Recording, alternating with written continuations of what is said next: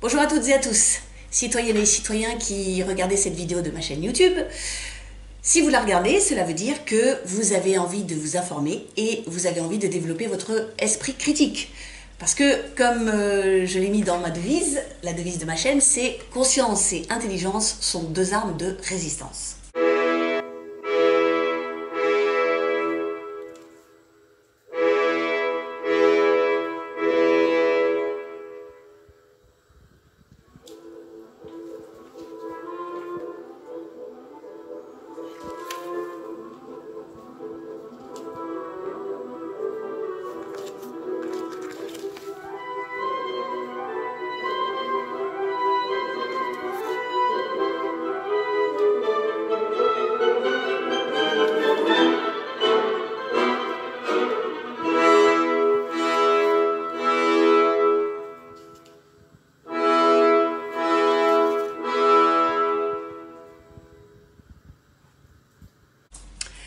Alors cette vidéo va s'intégrer dans une des 5 rubriques que j'ai créées dans ma chaîne, et cette rubrique s'appelle « Politique et Gilets jaunes ».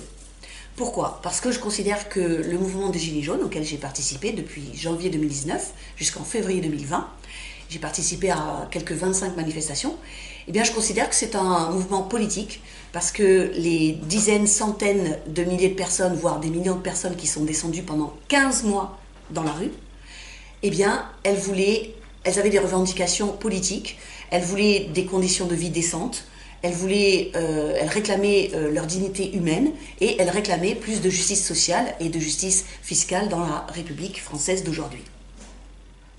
Et donc, si vous n'êtes pas encore persuadé que les Gilets jaunes c'était un mouvement politique, eh bien, je vous ai mis dans la description, en dessous de la vidéo, je vous ai mis un lien vers un article du Nouvel Observateur qui a décortiqué 42 revendications et propositions qui avaient été faites par les Gilets jaunes lors de la première assemblée des assemblées à Commercy. Et donc ces 42 propositions sont malheureusement toujours d'actualité. Et ces propositions sont vraiment politiques. Et la vidéo d'aujourd'hui, eh bien, elle va traiter d'un sujet qui, à mon avis, est explosif, parce qu'elle va traiter de l'agression d'une citoyenne de la République le 18 mai 2019 à Reims, et cette femme, cette citoyenne, a été agressée simplement parce qu'elle portait du jaune sur elle. Donc il se trouve que cette femme s'appelle Dominique, il se trouve que c'est mon amie, c'est une infirmière retraitée de 60 ans, et lorsqu'elle a été donc agressée volontairement par un policier dans une rue de Reims, il se trouve que j'étais tout à côté d'elle. J'étais debout, tout à côté d'elle, et donc je suis la témoin principale de son agression. Et il se trouve aussi que son agression a été providentiellement filmée par un journaliste de BFM TV qui se trouvait derrière le policier qui l'a agressé. Donc, je considère que c'est un dossier explosif parce qu'on a 2 preuves flagrantes de la violence volontaire d'un flic. Je dis flic parce que je ne considère pas que cet individu est un policier. Donc la violence volontaire d'un flic sur une citoyenne, on a 2 preuves flagrantes. On a mon propre témoignage puisque j'étais à côté, et on a les images d'un journaliste de BFM TV.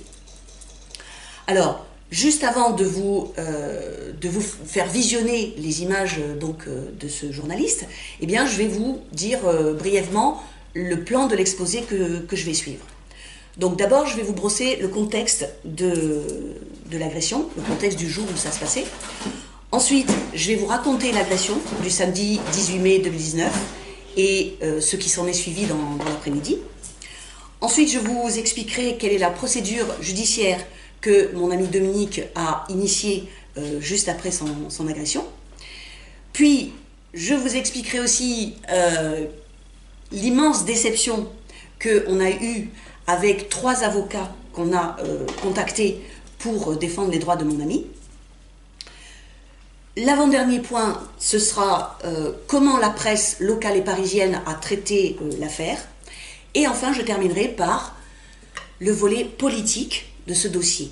Parce qu'il y a un volet politique, et c'est ce qui rend, à mes yeux, le dossier explosif. meurtrine dans les rues de Reims cet après-midi.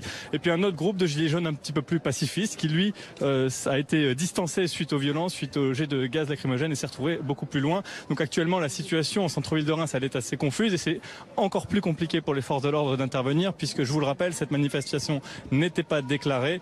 Il n'y avait pas de parcours. Oula, à l'instant, une passante a été bousculée lors du passage des policiers. Je ne sais pas exactement ce qui s'est passé. En tout cas, beaucoup de confusion en centre-ville de Reims cet après-midi et pour l'instant, une manifestation qui est en stand-by. Donc, vous venez de voir les quelques dizaines de secondes d'images qui ont été filmées par un journaliste de BFM TV qui s'appelle Antoine Forestier.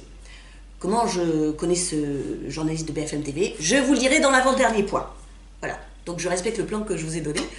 Alors, le contexte. Donc, la femme que vous avez vue être bousculée et projetée à terre donc s'appelle Dominique et je l'ai rencontrée il y a maintenant 1 an et demi, un peu plus d'1 an et demi. Je l'ai rencontrée à Reims lors d'une manifestation de Gilets jaunes et on a tout de suite sympathisé. Le samedi 18 mai 2019, il y avait donc une manifestation de prévue à Reims et le préfet de la Marne n'avait pas prévu autant de monde. Parce qu'évidemment, il croit que les citoyennes et les citoyens sont tous des moutons et que jamais ils descendront dans la rue pour se révolter. Donc, il avait prévu à peu près, on lui avait dit qu'il y aurait à peu près 500 personnes. Or, il y en avait beaucoup plus, beaucoup plus. Et il a eu très très peur, donc à certains endroits de la manifestation, alors que tout se déroulait correctement, il a mis quelques flics pour empêcher les gens de passer dans des endroits où ils auraient pu passer. Donc, si vous voulez, de la part des forces de sécurité, il y avait une certaine tension. Voilà. Donc, mon ami Dominique et moi, on était accompagnés d'une autre amie. Donc, on était un trio. Et on manifestait dans le cortège. Moi, j'avais un mégaphone. J'ai toujours un mégaphone dans les manifestations parce que ça me permet de dire ce que je pense. Et ça me permet aussi de porter la voix des personnes que je rencontre dans les manifestations. Parce que ce mouvement m'a appris, c'est que j'ai parlé à des dizaines de personnes, surtout des femmes, et donc j'ai découvert les conditions de vie de gens qui appartiennent aux classes populaires ou aux classes moyennes. Et ce que j'aime bien avec mon mégaphone, c'est porter leur voix. C'est-à-dire, elles me disent des choses, ou elles me disent pourquoi elles sont là, et moi je le dis à haute voix avec mon mégaphone. Donc on était trois, tranquillement, dans la manifestation, et à un moment donné, vers 16h moins le quart, le gros de la manifestation, le gros des manifestants était statique dans la rue de Talleyrand. Et puis ils étaient là, ils voulaient pas partir, mais nous on s'est dit avec nos deux amis, on s'est dit on va un petit peu s'éloigner pour regarder ce qu'ils font parce que ça sert à rien de rester là immobile. Donc le gros de la foule était dans la rue de Talleyrand et dans la rue de Talleyrand, elle est comme ça, si vous voulez. Et puis là, perpendiculaire, il y a une rue. Il y a une rue qui s'appelle la rue Condorcet. Et cette rue va vers le centre de Reims.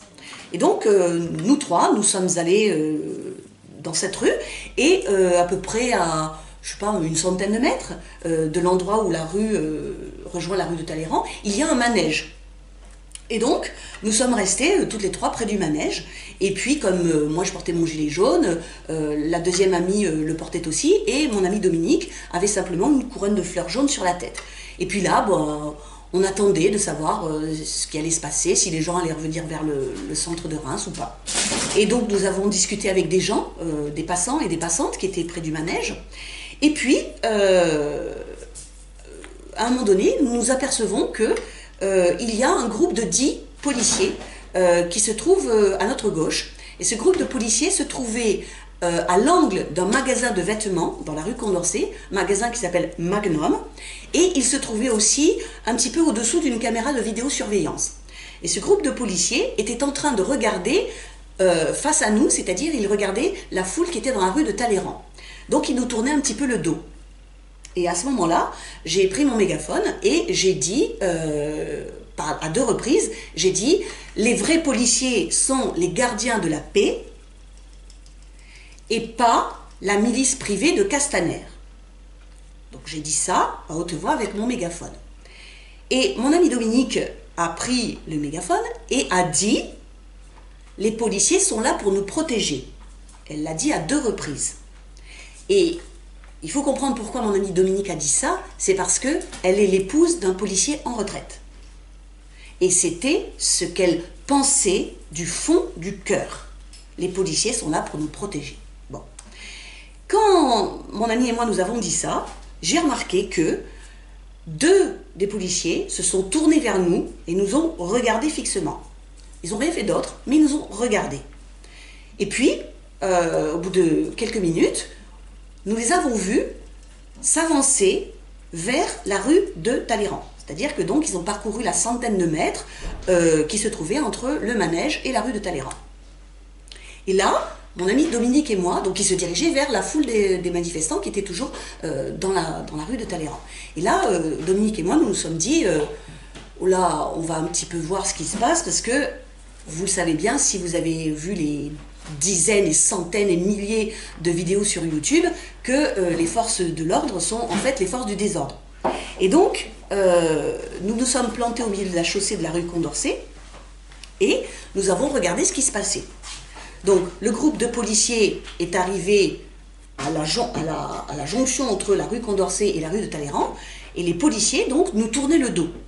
Et nous avons regardé ce qui se passait. En fait, il ne s'est rien passé. Ils sont restés là quelques minutes, et puis ils ont fait demi-tour. Et donc, à partir du moment où ils ont fait demi-tour, ils ont commencé à avancer vers nous. Dominique et moi, nous étions au milieu de la chaussée, et nous les voyons s'avancer vers nous. Ils étaient sur 2 rangées, donc ça faisait à peu près 5 policiers sur 2 rangées, et nous les voyons s'avancer vers nous, et s'avancer d'un pas qu'on a qualifié après de martial. Et là, on les voit s'avancer, et à un moment donné, on se dit, mais qu'est-ce qu'ils vont faire? Ils voient bien qu'on est là, qu'est-ce qu'ils vont faire? Ils vont s'écarter quand même. Et donc, je dis à mon ami Dominique, alors qu'ils étaient à peu près peut-être 1m50, 2 mètres de nous, je dis, Dominique, attends, tu crois pas qu'on va se recevoir un coup de matraque? Et Dominique me dit, absolument naïvement et sincèrement, elle me dit, bah non, pourquoi? Et là, les quelques secondes suivantes, ça a été en un éclair. Donc, imaginez-vous, nous sommes là, Dominique et moi, Dominique était à ma droite, et les policiers s'avancent, la première rangée s'avance. Et donc, on est restés comme des statues, si vous voulez, parce qu'on était sidérés par ce qui se passait. On voyait qu'ils n'allaient pas s'arrêter et ils n'allaient pas s'écarter. On l'a vu en une dizaine de secondes. Le policier qui était juste en face de moi, me regardait bien en face, et il se trouvait à peu près, on va dire, 50 cm, et là, il m'a dit, bougez-vous. Et en même temps qu'il me disait, bougez-vous, il m'a bousculé, bousculé légèrement, hein. Je ne fais pas de procès d'intention, donc il m'a bousculé légèrement, et je me suis déportée sur le trottoir, en disant, oh ça va, hein. Donc je me suis déportée sur le trottoir, et dès que la deuxième rangée de policiers est passée, et bien à ce moment-là, j'ai regardé sur la chaussée, et là ce que j'ai vu, c'est que mon ami Dominique était tombé à terre. Et donc je vous remontre la photo que vous avez vue dans le générique. Donc vous voyez là, elle est en train de tomber au sol, projetée au sol par le bouclier d'un policier, et ensuite elle est restée étendue. Elle est restée étendue au sol comme ceci. Voilà. Et donc sa tête a heurté la chaussée, et donc elle est restée immobile, elle est restée gisante sur la chaussée. Donc moi, vous l'avez vu dans la vidéo, je me suis précipitée avec mon mégaphone à la main, donc je voulais voir si déjà elle n'était pas morte, tout simplement. Donc elle était immobile, mais elle n'était pas morte, elle respirait. Et donc là, avec mon mégaphone, ça on ne le voit pas dans les images de BFM TV, donc avec mon mégaphone, j'ai crié au groupe de policiers qui ne s'étaient pas arrêtés une seule seconde, et qui ne se retournaient pas. Donc je leur ai crié, le chef de votre groupe va avoir des problèmes parce que je vais témoigner. Une fois que j'ai eu dit ça, on s'est, avec l'autre ami qui nous accompagnait, on est resté tout près de Dominique, et là, toujours avec mon mégaphone, Je crois qu'il y a quelqu'un qui a dit il faut appeler les secouristes ou quelque chose comme ça. Et donc avec le mégaphone, j'ai appelé secouriste, secouriste, il y a quelqu'un de blessé. Et donc 3 secouristes sont venus juste après et ont porté les premiers secours à Dominique. Donc ils nous ont rassurés au bout de 5 ou 10 minutes, ils nous ont rassurés en nous disant qu'il n'y avait pas, de fracture crânienne apparente, il y avait une plaie au cuir chevelu, mais ça ne semblait pas énormément grave. Et donc ils ont appelé les pompiers, et les pompiers sont venus, et ils ont emmené ensuite Dominique aux urgences du CHU de Reims. Pendant ce temps-là, je vous remontre l'image. Donc vous voyez, ça c'est le moment où Dominique est à terre et où les secouristes sont en train de la surveiller. Ils l'ont mise ensuite en position latérale de sécurité. Et donc, à ce moment-là, je me suis aperçue qu'il y avait un journaliste qui était sur le côté et qui était accompagné d'une jeune femme avec une caméra. Et donc je lui dis, mais vous êtes journaliste? Il me dit, oui. Donc il avait un casque avec marqué presse, il me dit oui. Je lui dis, eh bien dans ce cas, je voudrais que vous enregistriez mon témoignage parce que je viens d'être témoin d'une agression volontaire d'un flic sur une femme.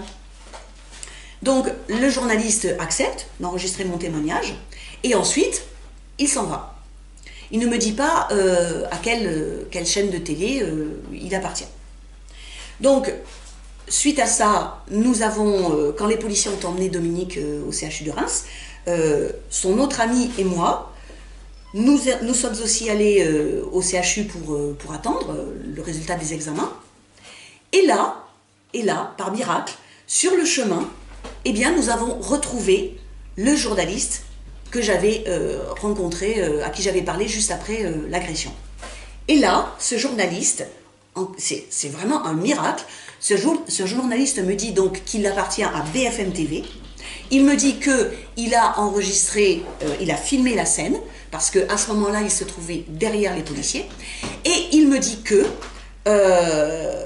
il a des collègues à Paris qui sont au courant de ce qui s'est passé, puisque les images étaient passées en direct sur BFM TV, et il me propose de rappeler quelqu'un donc à la rédaction de BFM TV à Paris, et peut-être, si c'était possible, lorsque mon ami Dominique sortirait des urgences, si c'était possible de l'interviewer.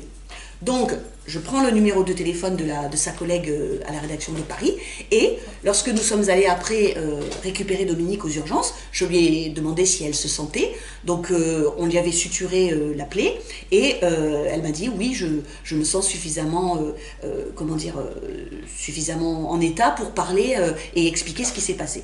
Et donc, une équipe de BFM TV est venue spécialement de Paris, est venu en 1h30 pour pouvoir interroger Dominique aux alentours de 20h à la sortie du CHU de Reims. Et cette toute petite interview, je vous mets aussi dans la description, je vous mets le lien. Voilà, donc ça c'est ce qui s'est passé le samedi 18 mai 2019. Lorsque je suis rentrée chez moi, je me suis dit, il faut que je regarde, puisque le journaliste de BFM TV m'avait dit que les images étaient passées en direct, je me suis dit, je vais regarder sur YouTube pour voir si je retrouve ces images. Et tenez-vous bien, là encore, un autre hasard miraculeux.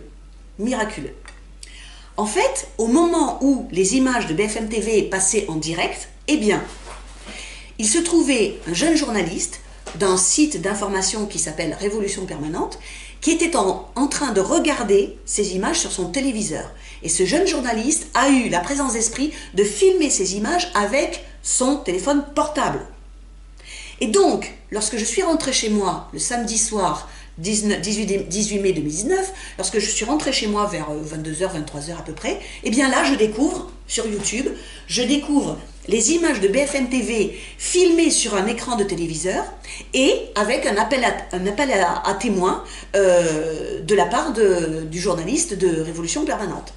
Donc, qu'est-ce que j'ai fait? Eh bien, j'ai décidé d'écrire à chaud, d'écrire mon témoignage très précis, puisque j'ai une assez bonne mémoire, sur ce qui venait de se passer.